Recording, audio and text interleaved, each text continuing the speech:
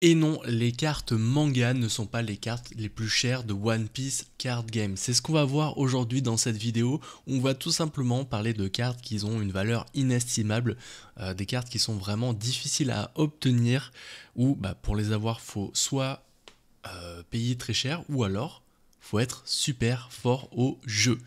Et en fait, moi là, je voulais tout simplement vous montrer que en fait, les cartes les plus recherchées, la plupart du temps, les cartes les plus chères, ne sont pas spécialement les mangas, c'est souvent des cartes que tu peux obtenir en jouant. Donc, pour t'expliquer un peu le topo de cette vidéo, c'est que je vais te parler des cartes obtenables en tournoi, et pas n'importe quel tournoi, on va parler des régionales, des Treasure Cup et des flagship, je pense que ça s'appelle, au Japon.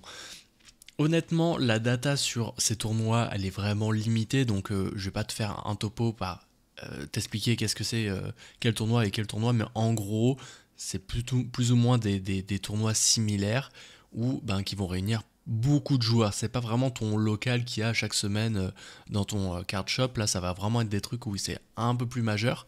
Pour te dire, il y a eu un régional à Montréal là durant le mois d'avril qui a réuni plus de 500 joueurs, et pour s'inscrire, les inscriptions étaient remplies en moins de 3 minutes, donc il fallait être sur le site le jour du lancement et s'inscrire le plus rapidement possible.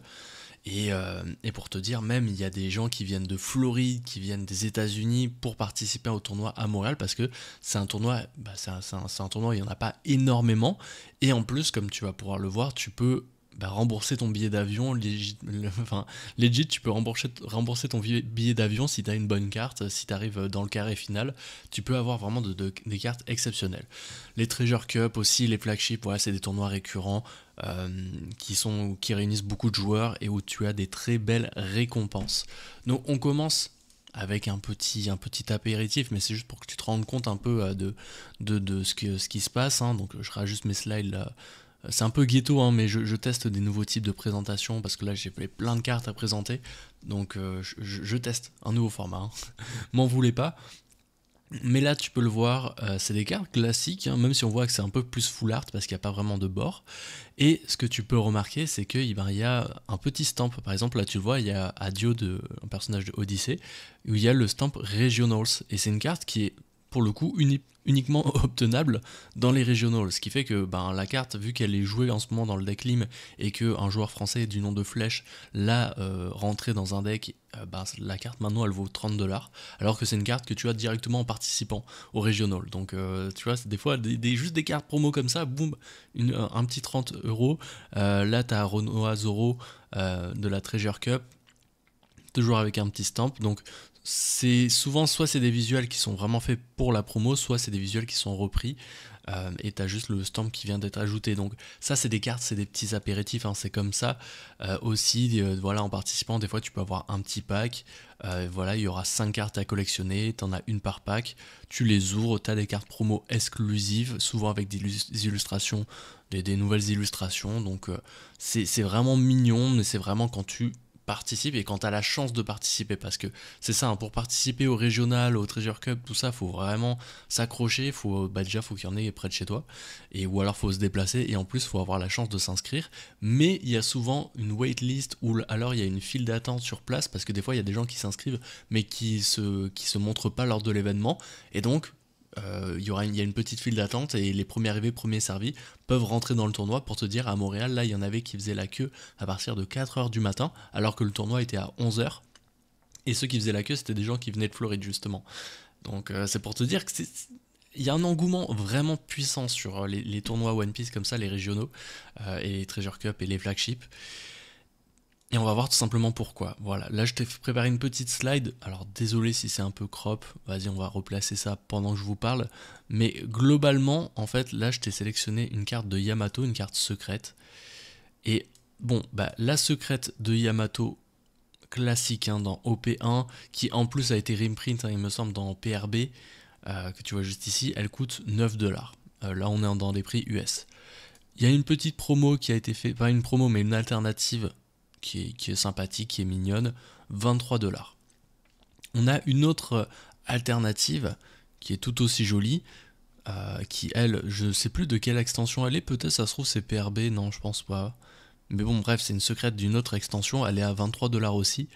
Et on a la même illustration, mais cette fois-ci obtenable uniquement dans une Treasure Cup, 570$. Donc tu vois le gap, juste parce que il y a des bordures différentes, et parce que il y a le stamp Treasure Cup, et que, bah, évidemment, il y a ce système de rareté aussi, parce que c'est des cartes que tu peux obtenir qu'à un certain rang, à un certain palier. Voilà, si t'es top 64, si t'es top 32, si t'es top 8, si t'es top 4, si t'es top 2, 3, 1, t'auras des cartes différentes.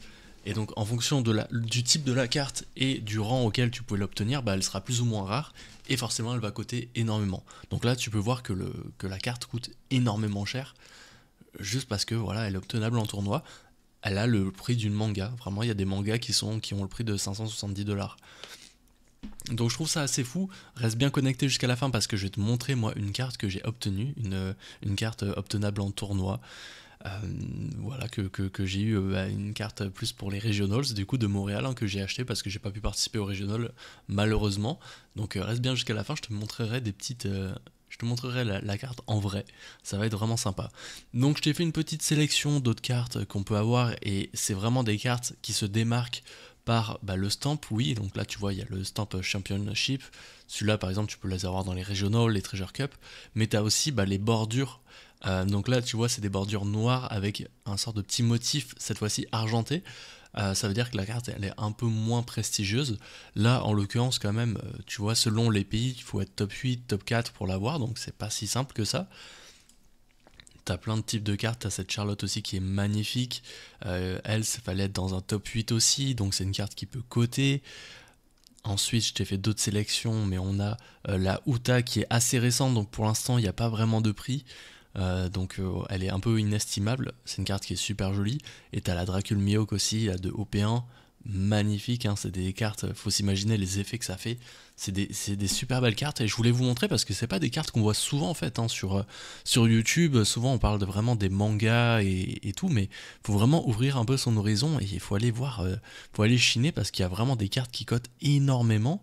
Là je vous ai fait une sélection d'une carte qui est un peu plus prestigieuse. Là on commence à rentrer dans des bordures en or, donc c'est des cartes qui sont plus dures à obtenir. Là tu vois, fallait être top 2 en Indonésie, en Philippines, là dans un tournoi. Top 4 en Malaisie, en Singapour. C'est magnifique. Et ça, c'est dommage parce qu'il n'y a pas vraiment de base de données qui les répertorie tous. Il n'y a pas vraiment de. Même le site One Piece officiel, c'est dur d'avoir des infos, de voir toutes les cartes qui sont sorties. Donc j'espère qu'un jour, toutes les API, les applications qui sont autour de One Piece créeront vraiment une section dédiée à ces cartes-là, pour que ce soit facile de les consulter, parce que moi j'ai galéré à les trouver. Enfin vraiment, c'est vraiment pas simple, et je vous préviens, vous les verrez pas toutes dans cette vidéo, hein. Je vous ai fait une petite sélection. Là on a une Kaido et une Cavendish. T'en as une qui pouvait être obtenue à la Treasure Cup, à une Treasure Cup. Magnifique la carte, hein, avec cet effet un peu violet, noir, et le motif en or. C'est des cartes qui sont vraiment magnifiques, le Cavendish aussi. C'est dommage qu'il varie pas trop le motif.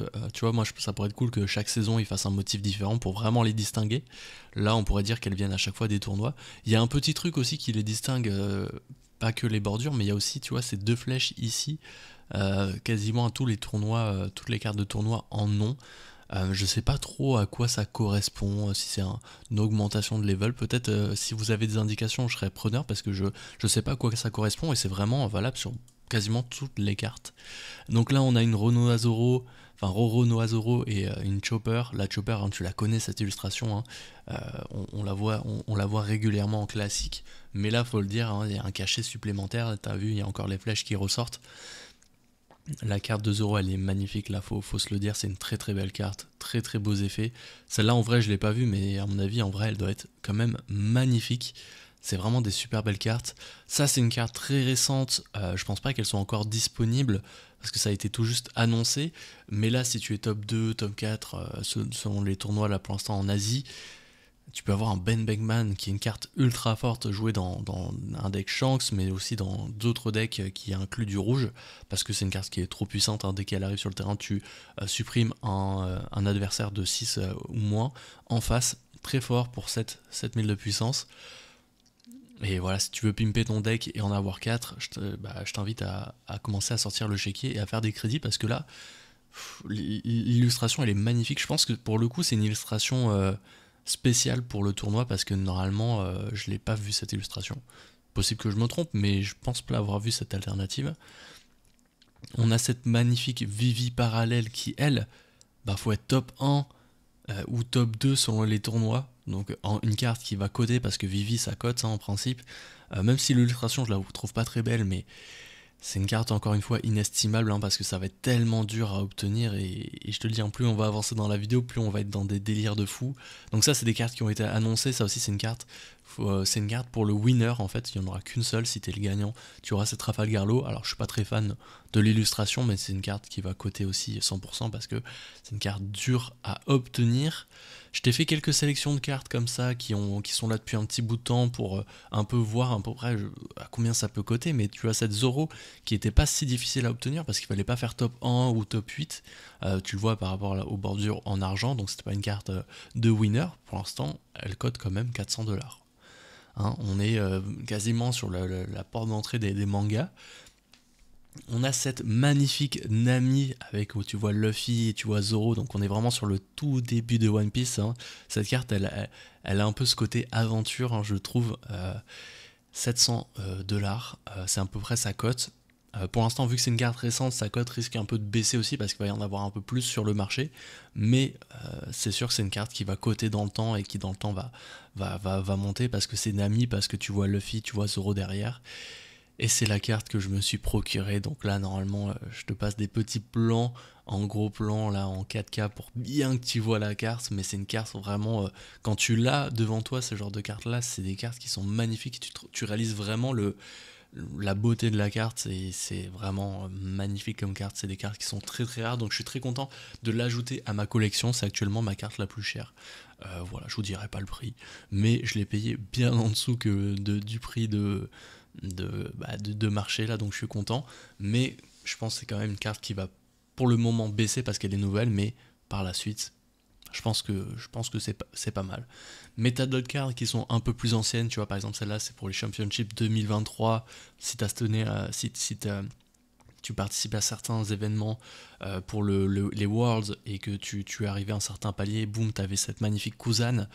Et pour participer au World, c'est compliqué, hein, faut gagner des tournois avant. Ça veut dire que tu peux être un super joueur, mais si tu gagnes pas un certain tournoi à un certain moment, bah, tu participes pas au World. Donc vraiment, One Piece est là pour participer au World, c'est vraiment prestigieux. Donc bah, les cartes que tu peux obtenir dans les Worlds, ça va être des cartes qui vont coter, et tu vas le voir, ça va être des cartes de folie. On a aussi cette Rebecca hein, qui a été obtenable pendant les Championships 2024. Je n'ai pas le palier. Comme je te le dis encore une fois, hein, les datas pour avoir les informations sur les cartes, c'est vraiment dur à avoir. Je trouve ça dommage. Hein. Moi j'aimerais bien avoir un truc qui résume tous les tournois qu'il y a eu, toutes les cartes, comme ça en plus ça pourrait se donner une idée de la rareté de la carte, parce que à moins de faire des heures et des heures de recherche dans des sites japonais ou asiatiques, c'est dur de trouver de la data, mais tu peux le voir qu'elle coûte 1769 dollars. C'est hallucinant quoi, c'est une carte, tu vois, il y a des cartes manga qui n'auront jamais ce prix là. Donc c'est pour ça que je voulais vous les présenter, hein, parce que c'est pas des cartes qu'on voit souvent. On a aussi des cartes numérotées, notamment si tu arrives à un certain palier du côté des winners hein, plutôt, tu peux avoir tu auras un booster, et dans un booster tu auras une carte unique, et dans cette carte unique t'as souvent c'est dit hein, par exemple la ace, tout ça c'est vraiment c'est écrit sur le paquet que tu as une ace numérotée, donc il y a des gens qui les gardent scellées, mais voilà, tu vois là c'est numéroté sur 2500, là numéroté sur 1000, là sur 700, et c'est des cartes pour les winners en principe. Et là, là tu as le nombre de cartes, et en plus, tu as le nombre sur ta carte, donc ta carte est vraiment unique de chez unique, et je trouve que c'est des raretés qui sont magnifiques à avoir. Ça, c'est des cartes qui cotent, les gars. Vraiment, c'est dur de pricer parce qu'il n'y a pas beaucoup de ventes, donc j'ai pas mis les prix, j'ai pas osé faire ça parce que ça bouge trop, et c'est un peu incohérent des fois, donc je vous l'ai pas mis. Maintenant, on va parler vraiment on va passer un palier, on va commencer à parler des des championships, hein. Là je t'ai mis une illustration des championships qu'il y a eu en 2023. Est-ce que c'était les premiers championships? Je suis pas certain. Est-ce qu'il y a eu dans 2022 peut-être? Je sais pas, en tout cas j'ai pas trouvé de data sur 2022, mais je veux pas dire de bêtises, mais supposons que c'est les premiers Worlds de One Piece Card Game. Tu pouvais avoir des cartes de folie. Là, je t'ai sélectionné une donne que tu pouvais avoir. J'ai pas vraiment vu les conditions, mais fallait pas forcément être le gagnant, hein, pour l'avoir. Fallait être à un certain palier. La donne est magnifique parce qu'elle met Luffy en avant. T'as les Championships 2023 aussi, t'as le petit stamp. La donne est magnifique avec les rebords là qui sont dépassés par les onomatopées avec le bras de Luffy. Enfin, c'est une carte qui est trop belle. Tu le vois, 700$ en RAW, donc en sortie de booster, enfin pas sortie de booster, mais tu vois en classique. Et on peut aller jusqu'à des prix vraiment plus hauts en PSA 10. Là justement, en parlant de PSA 10, j'ai une promotion. Si t'étais dans le final, le carré final, encore une fois j'ai pas les dates exactes, mais fallait vraiment, enfin c'était pas évident d'arriver là, mais ça a été l'une des plus grosses ventes de One Piece jamais enregistrée, puisqu'on avait une carte à 31 500$ en PSA 10, incroyable. La carte est magnifique. Le haki de Luffy, enfin bref, c'est des cartes qui sont inestimables, comme tu peux le voir, le prix est délirant. On approche vraiment des prix de fou. On a aussi, par exemple, en 2024, les cartes pour chaque, enfin le top 1, le top 2 et le top 3. Donc tu le vois, là, tu as le top 1, c'est en or, en argent pour le top 2, en top 3, en bronze. C'est des cartes aussi totalement uniques au niveau de l'illustration et au niveau de la couleur, tout simplement, parce que normalement, tu es censé en avoir une seule en or, quoi.